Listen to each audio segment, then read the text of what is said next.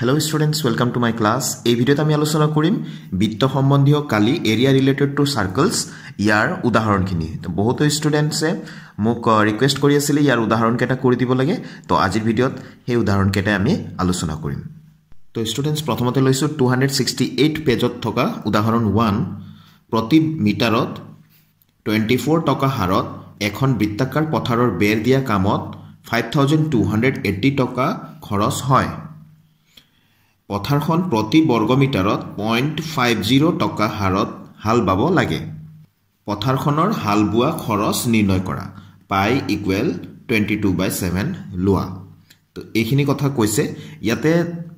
মন কৰিবলগীয়া যে প্ৰতি মিটাৰত কিমান টকা খৰচ হয় 24 টকা। মুঠ খৰচ কিমান হৈছে 5280 টকা। ঠিক আছে। ইয়াৰ পৰা আমি পৰিধিটো বৃত্তাকাৰ পথাৰ আছিল মানে বৃত্ত বুলি ধৰি লোৱা বৃত্তৰ পৰিধিটো আমি উলিয়াই ল'ব পাৰিম। ঠিক আছে।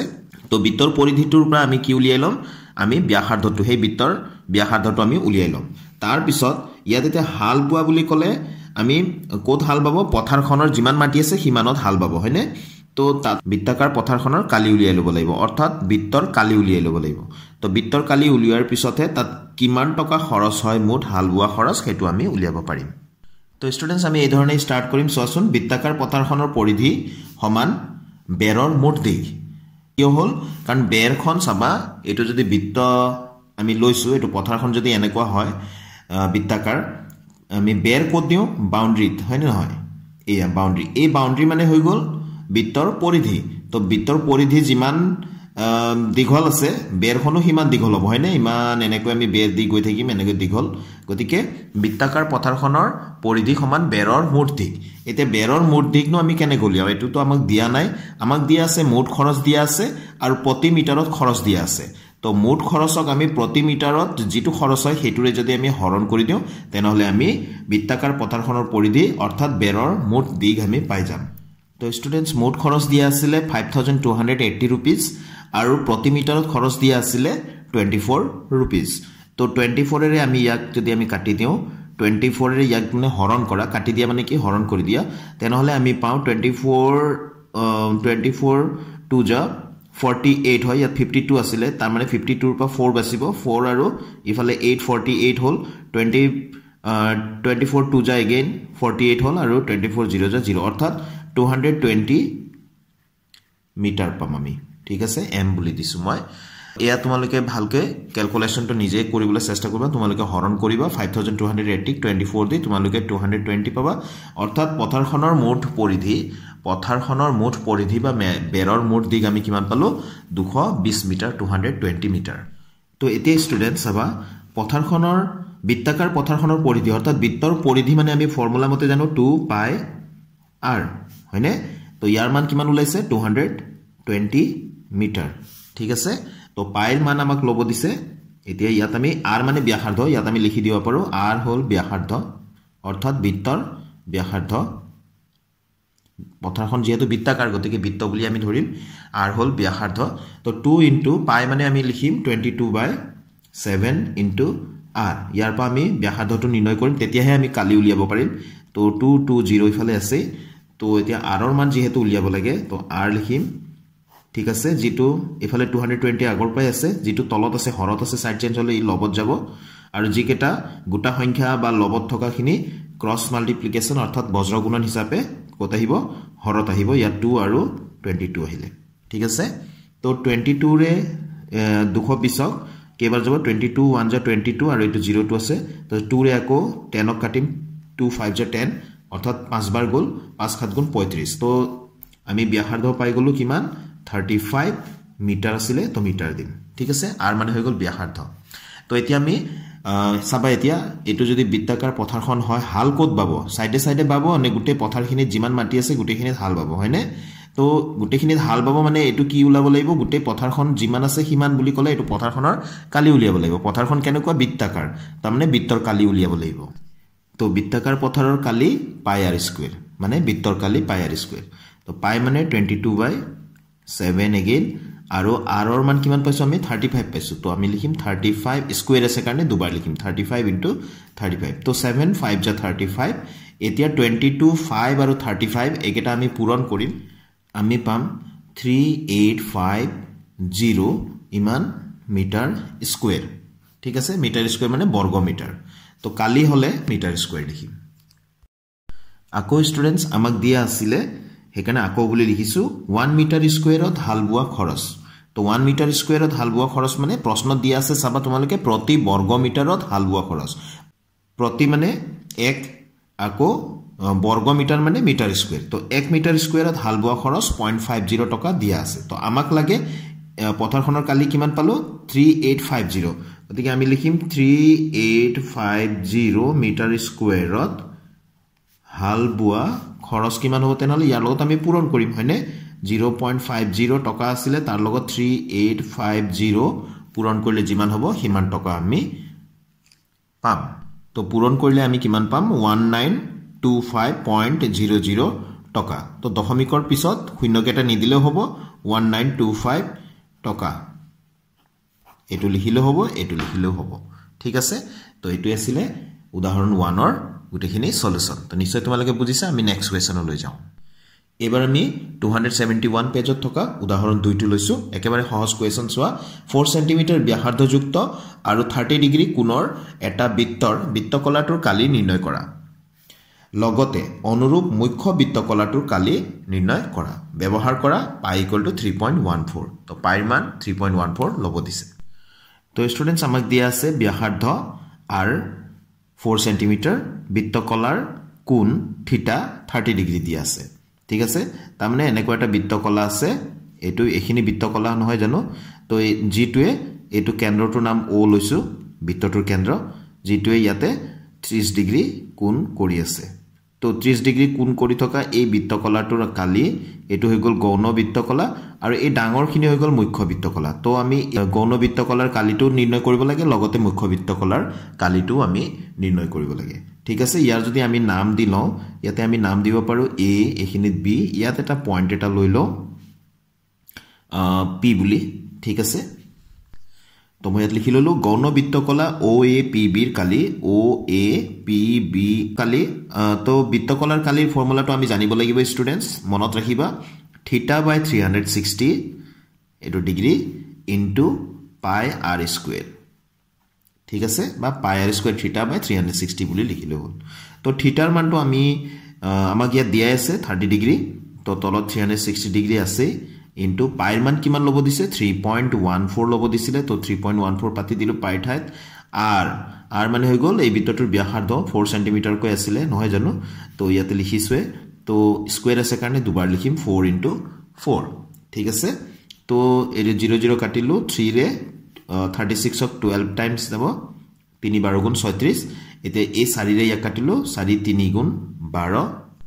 তো স্টুডেন্টস আমাৰ থাকি গল 3.14 আৰু 4 এখিনি আমি পূৰণ কৰিলে 3.14 * 4 এইটা পূৰণ কৰিলে আমি পাম 12.56 আৰু তলত 3 আছিল 3 তো 3 ৰে এতিয়া যদি 12.56 ক তোমালোকে যদি হৰণ কৰা বা এইখিনিতে এটো মিটাৰ সেন্টিমিটাৰ আছিল যেহেতু ওপৰত চাবা ব্যাসাৰ্ধৰ মানটো সেন্টিমিটাৰত দিয়া আছিল গতিকে আমি এটো আমি পালো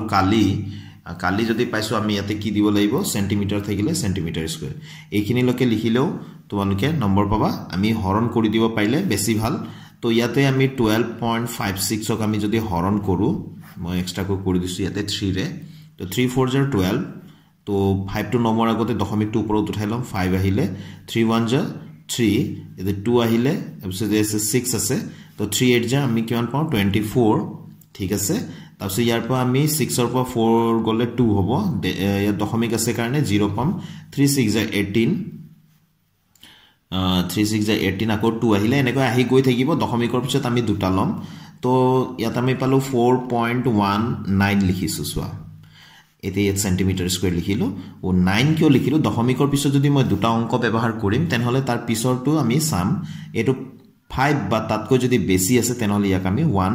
বেছিকৈ লিখিম এটো নিয়ম ঠিক আছে তো এটো হৈ গল আমাৰ গৌণ বৃত্তকলাটোৰ কালি ইমান হ'ব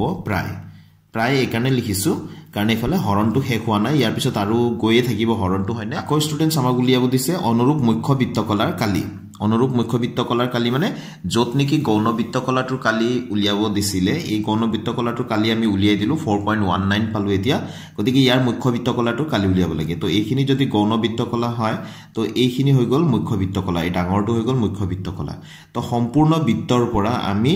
এই গৌণ বৃত্তকলাৰ কালিটো আমি মাইনাস কৰি দিলে মুখ্য বৃত্তকলাৰ কালিটো পাম তাৰমানে বৃত্তৰ কালি মাইনাস গৌণ বৃত্তকলাৰ কালি তো স্টুডেন্টস এয়া লিখি দিছো অনুৰূপ মুখ্য বৃত্তকলাৰ কালি সমান বৃত্তৰ কালি মাইনাস গৌণ বৃত্তকলাৰ কালি তো বৃত্তৰ কালি মানে পাই r স্কয়াৰ ফৰ্মুলাটো আমি লিখি লৈছো প্ৰথমতে মাইনাস গৌণ বৃত্তকলাৰ কালিটো আমি ওপৰত পাইছিলে 4.19 তো পাই মানে 3.14 লব দিছিলে ইনটু r স্কয়াৰ r মানে কিমান আছিল 4 আছিল তো 4 ইনটু 4 দুবাৰ লম স্কয়াৰ আছে কাৰণে মাইনাস 4.19 তো এইখিনি আমি পূৰণ কৰি লম 50.24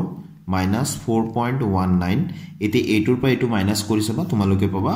46.05 ইমান সেন্টিমিটাৰ স্কয়াৰ তো এইখিনি লকে উত্তৰটো এৰিলে হ'ব বা 46.1 বুলি লিখিলে হ'ব যদি দশমিকৰ পিছত এটাই লিখিম বুলি ভাবিছা তেনহলে দশমিকৰ পিছত এটাই যদি লিখিম বুলি ভাবিছা এইখিনিত লিখিব লাগিব এটো 0 আছে কিন্তু ইয়াৰ পিছৰ অংকটো আমি চাম 5 বা তাতকৈ বেছি থাকিলে আমি জৰলৈকে লিখিম বুলি ভাবিছো তাক আমি এক বঢ়াই লিখিব লাগিব তো শূন্যটো আমি এক কৰি লিখিম এইখিনি লকে এৰিলে হ'ব বা 46.1 সেন্টিমিটাৰ স্কয়াৰ ইয়াতে প্ৰায় বুলি লিখিলেও হল ঠিক আছে তো এটো লিখিব পাৰা এটো লিখিব পাৰা তো এটো হৈ গল উদাহৰণ 2 এৰ সলিউশন এবাৰ লৈছো স্টুডেন্টস আমি উদাহৰণ 3 টো ইয়াতে আছে যদি বৃত্তটোৰ ব্যাসাৰ্ধ 21 সেন্টিমিটাৰ আৰু AOB কোণ ইকুৱেলস 120 ডিগ্ৰী চিত্ৰ 12.9 চিত্ৰত দিয়া আছে AYB বৃত্তখণ্ডটোৰ কালি নিৰ্ণয় কৰা তো AYB অৰ্থাৎ এইখিনি নীলা কৰি দিছে যে এই নীলা কৰা ঠাইখিনিৰ এই বৃত্তখণ্ডটোৰ কালি উলিয়াব লাগে ঠিক আছে তো স্টুডেন্টস আমি এই ধৰণে স্টাৰ্ট কৰিম ব্যাসাৰ্ধ যাক আমি r এৰে বুজাও সদায় তো ইকুৱেল OA ইকুৱেল OB দিছো অৰ্থাৎ OA আৰু OB বৃত্তটোৰ ব্যাসাৰ্ধ দুডাল দুইটাৰে যোগ কিমান দিয়া আছে 21 সেন্টিমিটাৰ আৰু বৃত্তকলাৰ কোণ অৰ্থাৎ থিটা দিয়া আছে AOB এটো কিমান দিয়া আছিল 120 ডিগ্ৰী দিয়া আছিল আমি উলিয়াব লাগে এই বৃত্তখণ্ডটোৰ কালি AYBA এইখিনি ঠাইৰ কালি তো এইখিনি ঠাইৰ কালি উলিয়াবলৈ হলে ইয়াৰ আগতে এটা কথা কৈ লওঁ চিত্ৰটো উলুটাকৈ দিয়া আছিল মই সিধাকৈ আঁকি লৈছো সুবিধাৰ কাৰণে তো তোমালোকে এই ধৰণে আঁকি লবা তো আমি এইখিনি বৃত্তখণ্ডৰ কালি উলিয়াবলৈ হলে প্ৰথমতে এই বৃত্তকলাটোৰ কালি উলিয়াই লব লাগিব এই বৃত্তকলাটোৰ কালিৰ পৰা এই ত্ৰিভুজটোৰ কালি যদি আমি কাটি দিও অৰ্থাৎ যদি বিয়োগ কৰি দিও তেনহলে এই বৃত্তখণ্ডটোৰ কালি আমি পাম বৃত্তখণ্ড মানে এয়া জিয়া এডালৰ দ্বাৰা আৰু চাপৰ দ্বাৰা সৃষ্টি হোৱা মাজৰ ঠাইখিনিৰ কালি তেনহলে এই যদি এই ত্ৰিভুজটো যদি সমকোণী ত্ৰিভুজ হোৱা হেতেন তেনহলে আমি হাফ পূৰণ ভূমি পূৰণ উচ্চতা সেই সূত্ৰ ব্যৱহাৰ কৰি আমি সহজতে আমি ত্ৰিভুজটোৰ কালি নিৰ্ণয় কৰিব পাৰিলো হয় ঠিক আছে আৰু যদি সমবাহু ত্ৰিভুজ দিয়া থাকিলে হেতেন তেতিয়াও আমি √3/4 ইনটু বাহু স্কয়াৰ সেই ফৰ্মুলা ব্যৱহাৰ কৰি ত্ৰিভুজটোৰ কালি উলিয়াব পাৰিলো হেতেন এতে এই ত্ৰিভুজটো সমকোণী ত্ৰিভুজো নহয় সমবাহু ত্ৰিভুজো নহয় গতিকে এই ত্ৰিভুজটোৰ আমি ভূমিৰ জোখটো উলিয়াই লব লাগিব আৰু ইয়াৰ উচ্চতাটো উলিয়াই লব লাগিব ঠিক আছে উচ্চতাটো তো ইয়াতে নাম দিলো m বুলি তো OM লম্ব AB আমি টানি ললো তো আমি আমাক কি লাগে AB ৰ মানটো লাগে আৰু OM ৰ মানটো লাগে অৰ্থাৎ এই ত্ৰিভুজটোৰ ভূমিৰ মানটো লাগে আৰু উচ্চতাৰ মানটো লাগে তো স্টুডেন্টস আমি OM আৰু AB ৰ মান উলিয়াবলৈ হলে আমি ইয়াতে ত্ৰিকোণমিতিৰ আমি সহায় লম ঠিক আছে তো ত্ৰিকোণমিতিৰ সহায় লম কিন্তু তাৰ আগতে আমি এই দুটা ত্ৰিভুজ যে দেখি আছা OMA আৰু OMB এই দুটা ত্ৰিভুজ আমি সৰ্বসমতা আমি প্ৰমাণ কৰিম ঠিক আছে তো স্টুডেন্টস মই ইয়াত লিখি ললো OM লম্ব AB টানি লোৱা হল OM to AB ৰ ওপৰ লম্ব টানি লৈছো এতিয়া ত্ৰিভুজ OMA আৰু ত্ৰিভুজ OMB এই দুটা ত্ৰিভুজত আমি কি দেখা পাওঁ চোৱাচোন OMA কোণ সমান OMB কোণ ঠিক আছে OMA কোণ এটো এই কোণটো আৰু OMB মানে এই কোণটো দুইটাই কিমান হ'ব 90 ডিগ্ৰী যেহেতু OM লম্ব AB OA ইকুৱেলস OB যেহেতু অকমান আগতে আমি লিখিয়ে থৈছিলো OA সমান OB নহয় জানো একে বৃত্তৰ ব্যাসাৰ্ধ তো ইয়াত লিখি দিব পাৰো ব্যাসাৰ্ধ বুলি ঠিক আছে তো ব্যাসাৰ্ধ আকৌ চাবা OM এই বাহুটো দুইটা ত্ৰিভুজে ব্যৱহাৰ কৰি আছে গতিকে OM সমান OM হয়নে গতিকে এটো লিখিম সাধাৰণ বাহু গতিকে সাধাৰণ বুলি লিখি থৈ দিলে হল এতেকে ত্ৰিভুজ OMA সৰ্বসম ত্ৰিভুজ OMB বি RHS শৰ্তমতে তাৰ মানে সমকোণ অতিভুজ আৰু বাহু এই শৰ্তমতে ত্ৰিভুজ দুটা কি হ'ব সৰ্বসম হ'ব যদি সৰ্বসম হয় তেনহলে এই কোণটো চাবা AOM কোণ মানে এই কোণটো আৰু BOM কোণ এই কোণটো সমান হ'ব ঠিক আছে তো এতেকে AOM কোণ সমান BOM কোণ হ'ব কি মতে CPCT মতে এখিনি তোমালোকে ক্লাস 9 ত পাইছিলা CPCT মতে তাৰ মানে সৰ্বসম ত্ৰিভুজৰ অনুৰূপ অংশবিলাক সমান তো এতিয়া চাবা এই গুটেইখিনি কোণৰ মান কিমান আছিল 120 ডিগ্ৰী আছিল তো এই কোণ সমানে সমানে দুভাগ কৰি দিয়া গল অৰ্থাৎ এইফালে কিমান হ'ব 60 ডিগ্ৰী হ'ব এইফালে কিমান হ'ব 60 ডিগ্ৰী হ'ব তো আমি এতেকে লিখিম ইয়াতে AOM কোণ সমান BOM কোণ সমান কাৰ আধা হয় দুইটাই AOB কোণৰ আধা হয় তো অৰ্থাৎ কিমান হ'ব ইয়াৰ মান আছিল 120 ডিগ্ৰী বাই 2 ইকুৱেলছ 60 ডিগ্ৰী ঠিক আছে তো AOM এই ত্ৰিভুজটোৰ এই কোণটোৰ মান AOM এই কোণৰ মান কিমান হৈ গল 60 ডিগ্ৰী হৈ গল ইয়াতে মই এটা আকি লৈছো এতিয়া চাবা এইটো OM ইয়াতে A ইয়াতে আমি কিমান পাই গলো 60 ডিগ্ৰী পালো ঠিক আছে আমাৰ A to O এৰ মানটো কিমান আছিল 21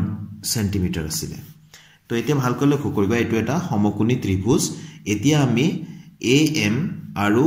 OM ৰ মান নিৰ্ণয় কৰিম ত্ৰিকোণমিতিৰ সহায়ত তো প্ৰথমতে এতিয়া সোৱা ইয়াতে এই ত্ৰিভুজটোৰ অতিভুজটো কোনটো 90 ডিগ্ৰী যোনটো আছে 90 ডিগ্ৰীৰ বিপৰীত বাহুটো সদায় অতিভুজৰ মান আছে তো আমি ইয়াতে সোৱা সূক্ষ্মকোণটো ইয়াত আছে যেতিয়া এটো ভূমি হ'ব এটো অতিভুজ তো সূক্ষ্মকোণৰ বিপৰীত বাহুটো সদায় এটো হ'ব উচ্চতা বা এটো লম্ব ঠিক আছে তো আমি জানো যে ভূমি আৰু অতিভুজৰ যেটো অনুপাত হয় হেতুক আমি কওঁ cos তো আমি লিখিম যেহেতু OM by OA ভূমি বাই অতিভুজ মানে কি হয় cos কিমান আছে ইয়াতে সূক্ষ্মকোণ 60 ডিগ্ৰী তো cos 60 ডিগ্ৰী তো এতিয়া O এর মান আছে OM এর মান উলিয়াব লাগে আমি O এর মান কিমান 21 আছিল 21 সেন্টিমিটার cos 60 মানে আমি জানো cos 60 মান হৈ গল হাফ হয়নে cos 60 মানে হাফ ত্ৰিকোণমিতিৰ পৰা আহিছে ভালকৈ মন কৰিবা তো এতিয়া চাবা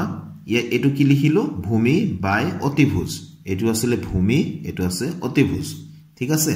তো OM এর মানটো আমি পাম কিমান 21 টু বজ্ৰগুণন কৰি দিম 21/2 ইমান ঠিক আছে তো সেন্টিমিটার আছিল সেন্টিমিটার আকৌ স্টুডেন্টস আমি ইয়াত লিখিম চাবা AM by OA অর্থাৎ লম্ব বাই অতিভুজ মানে sin কিমান 60 ডিগ্ৰী ইয়াত 60 ডিগ্ৰী আছে যেহেতু সমকোণ 60 ডিগ্ৰী তো এতিয়া AM ইয়াৰ মানটো উলিয়াব লাগে O এৰ মানটো তো আমি জানোৱে AM এর মান উলিয়াব লাগে O এর মানটো 21 আর sin 60 মানে হৈ গল √3/2 ঠিক আছে √3/2 তো আমাক AM এর মান লাগে তো AM ইকুয়ালস কিমান হ'ব 21 টু ওপৰত যাব তো 21 √3/2 ইমান সেন্টিমিটাৰ হ'ব এতিয়া অকমান মন কৰিবা স্টুডেন্টস AB এৰ মান পাবলৈ হলে AM এৰ সৈতে 2 পূৰণ কৰি দিলে হল যেহেতু আমি ক্লাস 9 ত পাইছিলো যে বৃত্তৰ কেন্দ্ৰৰ পৰা টনৰ লম্বই জিয়াডালক সমানে দুভাগ কৰে তো এইটো আৰু এইটো সমান অৰ্থাৎ এইফালে যিমান ওলাইছে এইফালেও সমান অৰ্থাৎ AB এৰ মান পাবলৈ হলে AM টুক 2 ৰে পূৰণ কৰি দিলে হল মই লিখি দিলো এতেকে AB = twice AM তো আমি 2 into AM মানে কিমান আছিল 21√3/2 তো এই 2 টু কাটি গল তো থাকি গল 21√3 সেন্টিমিটার ঠিক আছে তো স্টুডেন্টস আমাক উলিয়াব লাগে AYB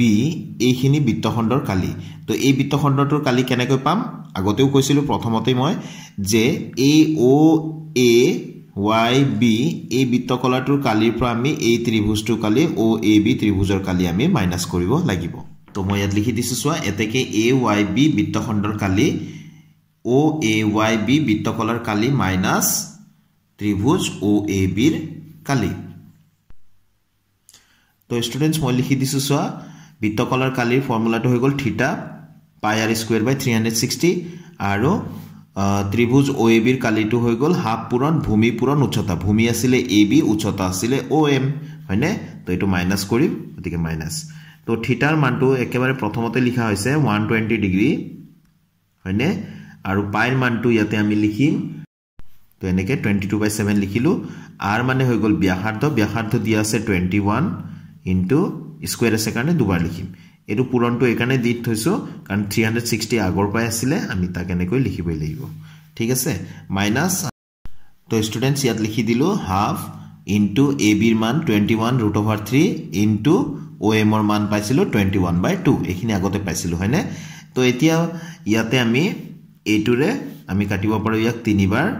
আৰু 7 ৰে ইয়াক কাটিব পাৰো 7 3 গুণ 21 আকৌ এই 3 3 কাটি দিব পাৰো তো এসোৱা এই দুটা পূৰণ কৰিলে আমি পাও 462 মাইনাস ইফালে পাও 21